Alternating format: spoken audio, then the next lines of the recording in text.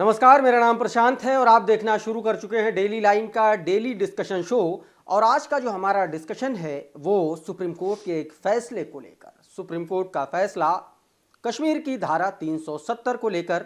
Supreme court ने अपने फैसले में साफ तौर पर कह दिया है कि धारा 370 का हटाया जाना पूरी तरीके से वैध है और इसमें सारी की सारी वैध प्रक्रिया का पालन किया गया है।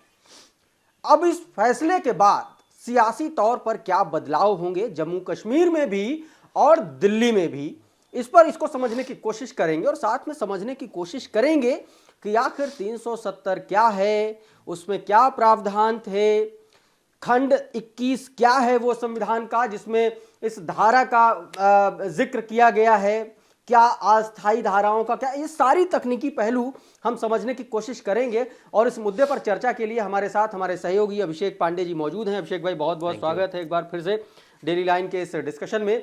पहला सवाल यही है कि 370 वैध है, सही प्रक्रिया का पालन किया है, सुप्रीम कोर्ट ने भी कह दिया, अब आगे क्या? देखिए, जब 2019 में अचानक से गृह मंत्री अमित शाह संसद में जाकर के उन्होंने इस पूरी प्रक्रिया को एक बिल के माध्यम से ला करके उन्होंने 370 को दरकिनार कर दिया, तब बहुत सवाल उठा था कि सरकार ने प्रक्रिया का पालन नहीं किया, प्रोसीजरल मिस्टेक्स हैं, हटाया नहीं जा सकता है, यूएन में है मामला, ये सब तमाम विपक्षी दलों ने कहा। खासतौर पे जम्मू कश्मीर में जो वहाँ के क्षेत्रीय पार्टियां एनसीपी हो, एनसी और पीडीपी हो।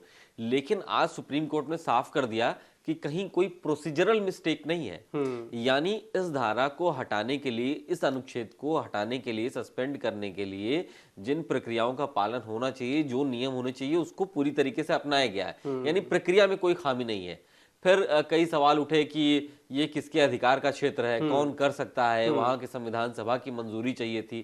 तो ऐसी जो समस्याएं थी, इसका उत्तर मुझे लगता है कि अगर आप पीछे से आप जाएंगे तो उसका उत्तर मिल जाएगा। बीजेपी के एजेंडे में रहा है, उनके घोषणा पत्र में रहा है कि हम ये काम करेंगे। बीजेपी कर नहीं सकती थी क्योंकि जम्मू कश्मीर में उसका कोई आधार नहीं था। पहले तो बीजेपी ने जम्मू कश्मीर में सरकार में अपने आप को शामिल किया पीडीपी के साथ, यानी ये तैयारी लंबे समय से चल रही थी। जम्मू कश्मीर में सरकार में आती है और उसके बाद वहीं से उसकी तैयारी शुरू हो जाती है कि हमको आने वाले समय में ये काम करना है 370।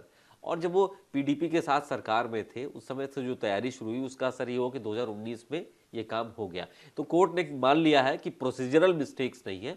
अब मुझे लगता है कि इस पर सबको जवाब मिल गया होगा कि इस पर सवाल अब नहीं खड़े करना है, क्योंकि सुप्रीम कोर्ट ने इस पे फुल बेंच ने अपनी मोहर लगा दी है। और परिसीमन का भी मेरे ख्याल से जो काम था वो भी पूरा हो चुका है, उसकी भी रिपोर्ट शायद आ चुकी है।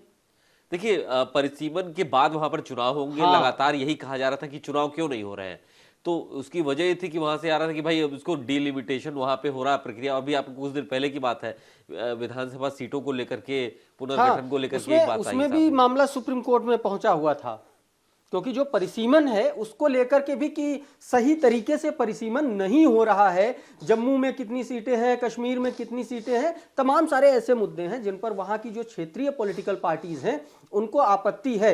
हालांकि वो मामला अभी कोर्ट में है, क्या उसका डिसीजन होगा क्या नहीं होगा वो समय के गर्त में है। लेकिन एक बात एकदम क्लियर हो गई कि धारा 370 में शुरुआत से प्रावधान था कि भारत का राष्ट्रपति कभी भी उसको निष्क्रिय कर सकता है, कभी भी उसको हटा सकता है। बिल्कुल। और उसी प्रक्रिया के तहत किया गया। आप देखिए कि उस समय की जो स्थितियां थी, जब महाराजा हरि सिंह और उनके प्रधानमंत्री भारत सरकार ने मिलकर के जो तय किया था, वो एक ऐसी व्यवस्था थी कि तत्काल हमको जम्मू कश्मीर के साथ अपने रिश्ते रखने हैं। लेकिन उसमें ये बात जरूर रखी गई थी कि भारत की जो संसद है वो सुप्रीम है, प्रभावी है, सर्वोच्च है। और संसद का हेड कौन होता है? राष्ट्रपति होता है, हर कोई जानता है। एकदम ठीक बात। तो इसी बात को लेकर के आज सुप्रीम कोर्ट ने कह दिया। जी बिल्कुल ठीक बात है। और जब 1949 में 17 अक्टूबर 1949 का ये वाकया है, जब गोपाल स्वामी अयंगर ने सदन में इसको लेकर के चर्चा की और जिसके बाद ये धारा प्रभावी हुई जम्मू कश्मीर के ऊपर। तो इसके पीछे एक इतिहास है, मुझे लगता है ब्रीफ में आप लोगों को थोड़ा सा मैं बता दूं, फिर उसके बाद आगे डिस्कशन में चर्चा करेंगे।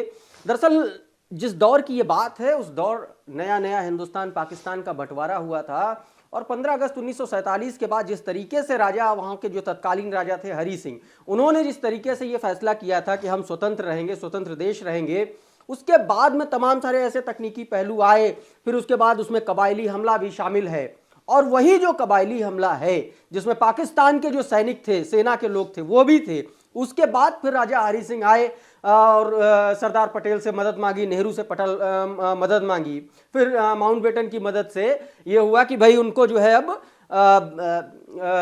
विलय पत्र पर समझौता करिए और भारत में शामिल होइए। उसके बाद कुछ शर्तें थीं जो धारा 370 में आगे लाई गई, जिसमें तमाम सारे तकनीकी पहलू हैं।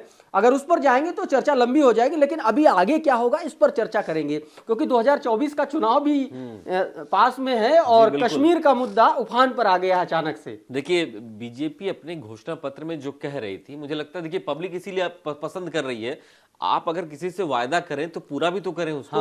राम मंदिर वाली जो बात थी उन्होंने प्रभावी तरीके से कहा और आज कार्यक्रम चला रहे हैं। 370 को उन्होंने कहा, उन्होंने पूरा किया। मुझे लगता है कि अगर ये काम नहीं करती बीजेपी तो उसके लिए जनता को फेस करना मुश्किल होता कि आप लगातार कह रहे हैं 370 पे आपकी ये ओपिनियन है और काम क्यों नहीं कर रहे हैं। तो 370 हटना इस देश में एक बड़े बदलाव वाली सोच का उदय हुआ था 2019 में, और आज सुप्रीम कोर्ट ने कह दिया कि वो सोच सही थी, नियत सही थी, प्रक्रिया सही थी। और आप देखिए कि जम्मू कश्मीर जो एक तस्वीर उसकी उभर के आई आजादी के बाद से कुछ सालों तक, वो एक डराने वाली तस्वीर थी। लेकिन अभी हमने संसद में एक कार्यवाही को देखा कि बताएगा कि 2019 के बाद से वहां पे मल्टीप्लेक्स खुल रहे हैं, सिनेमा हॉल खुल रहे हैं, वहां पे ग्रोथ हो रही है, क्राइम रेट 49% गिर गया है।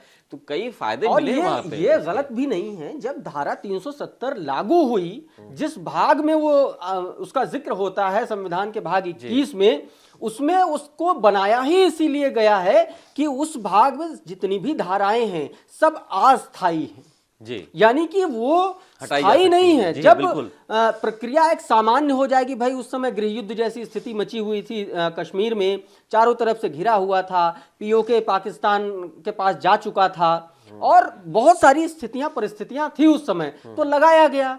अब स्थितियां सामान्य है भाई, अब भारत के कंट्रोल में है, अब क्यों नहीं हटाया जाए? बिल्कुल ये देखिए, भारत उस समय भी ये तय था कि भारत की संसद संविधान सभा उनसे राय मशवरा करके काम करेगी। संविधान सभा तो रही नहीं, जम्मू कश्मीर का अपनी एक संविधान उन्होंने उस समय बनाया था। वो संविधान गवर्न होता था भारत की संसद, तो भारत की संसद का सर्वोच्च होता है राष्ट्रपति। यानी ये प्रक्रिया का मिस्टेक नहीं था। ये कुछ लोग जो जम्मू कश्मीर या फिर क्षेत्रीय पार्टी या कुछ लोग जो इनकी राजनीति करते थे, वो कभी नहीं चाहते थे कि अगर ये हट जाता तो उनकी पॉलिटिक्स खत्म हो जाती, क्योंकि विशेष राज्य का दर्जा लेके रखना, विशेष सुविधाएं लेके रखना, ये कुछ राजनीतिक दलों ने विशेषकर वहां पर उन्होंने उसको बनाए रखा।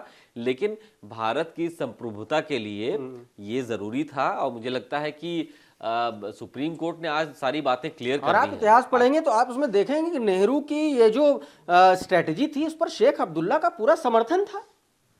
शेख अब्दुल्ला ने 370 का पूरा समर्थन किया था उस दौर में। बहरहाल अब 2024 के चुनाव से पहले सुप्रीम कोर्ट का यह फैसला भारतीय राजनीति में क्या कुछ उतार चढ़ाव लेकर के आएगा, यह देखना बड़ा दिलचस्प होगा। लेकिन आज के हमारे इस डिस्कशन में, आज के इस विश्लेषण में फिलहाल इतना ही। आप देखते रहिए डेली लाइन।